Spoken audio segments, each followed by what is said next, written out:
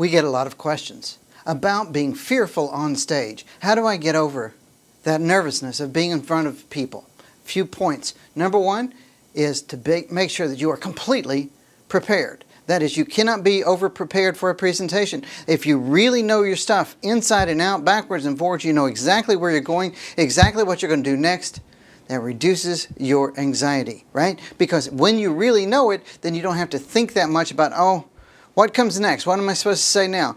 Instead, you're focusing on the content and delivering it to them rather than being worried. No wonder people are nervous if you're worried you're not going to remember what comes next and you're going to make a mistake. Number two is tell a story. It's amazing how stories are easier for most people. You know, they'll focus on and they'll complain about this first part because it's so hard to remember, and then they tell the story about their dad. And they're very comfortable with that because, of course, they know their own stories. They know the stories about their dads. And a lot of times that content has a beginning, middle, and end, and it's easier for people to remember. Plus, it gets great results when you're speaking. Ask for feedback. Number 3 point is ask for feedback. Find somebody that you can trust who will listen to your presentation and give you step-by-step feedback.